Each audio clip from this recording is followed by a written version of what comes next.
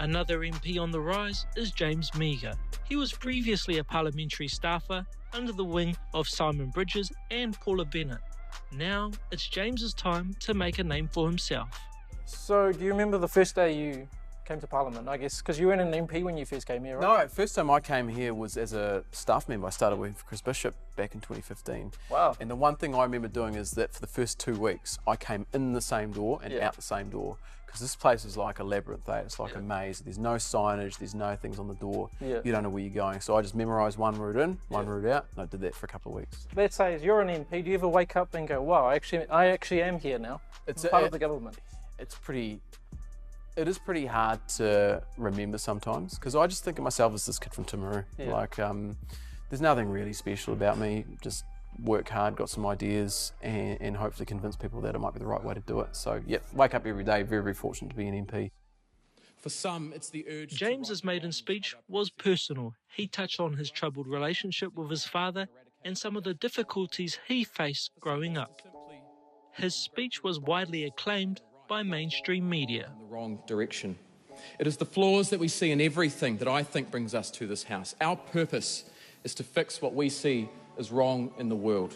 Our purpose is to seek a brighter, more prosperous future for all New Zealanders. And so I stand here, flaws and all, in the most powerful room in the land, humbled. People loved it, and you're quite open in it, and there were some sensitive topics that you talked about. Just tell us about the conversation that you had with your father before you wrote your speech. The night before, I caught up with Mum and Dad, who probably stayed in the same hotel for the first time in about 30 years together. Not the same rooms, by the way. And just took them through the parts of the speech that talked about them and my background, because I realised that while it's my story, it's other people's stories too. And when you haven't gone through that process with them previously, like we've never really talked about growing up and about what happened and about being estranged and the impact that has on you. And I just said to them, look, here's what I'm going to say. If there's something in there that you don't want me to say, then I won't say it, because it's your story as well. And I think they were just happy and proud of the fact that I was going to be out there and be saying it. And I think they said to me, look, we can't change what happens. And that they were just happy for me to go out and put that out there. So it was an interesting process, an interesting time, but ultimately I think I said what I wanted to say. James also challenged opposition parties to not claim certain voters. Members opposite do not own Māori. Members opposite do not own the poor. Members opposite do not own the workers. Some people called you a Māori traitor or an Uncle Tom. I got or a Uncle class Tom. traitor. Yeah, class Let's traitor. just address that. What did you take from that feedback? It doesn't really worry me, because it comes from a world perspective where unless you fit a particular view of what it is to be Māori, then you don't count. And I just don't agree with that. I think, what counts is whether you want to identify as Māori or not is whakapapa, and that's it.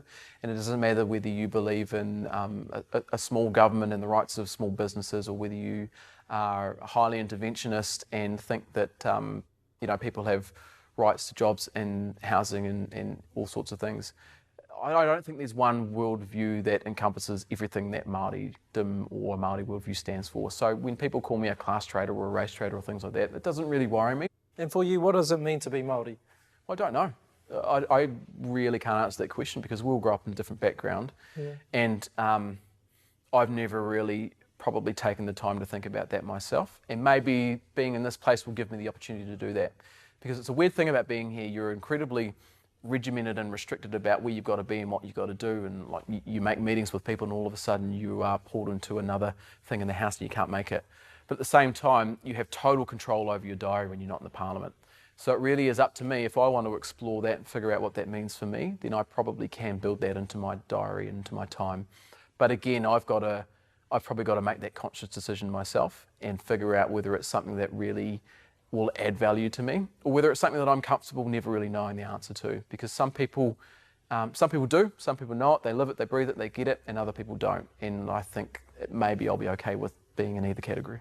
I only mentioned it because you did say being a Māori boy from Timaru. Dad's Ngāi And actually what I said was I said part Māori, and I got absolutely rinsed for Let's that. unpack that. What does part Māori mean? Well, I don't know. The only reason I said it was because I don't think if you walked up to me, Yeah. I wouldn't identify as being a Māori boy from XYZ, because I think people have a worldview on what that means.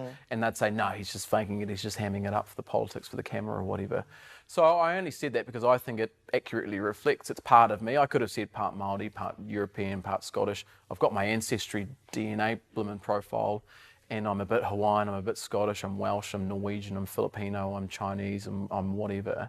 But ultimately, I think I'm entitled to describe myself however I want to describe myself. That's the whole point of being in 2024 and allowing people to choose, you know, their identity for themselves and find where they fit in the world. The part of it I don't agree with is that just because I say I'm part Māori, I then get put into a group, which means I think this way.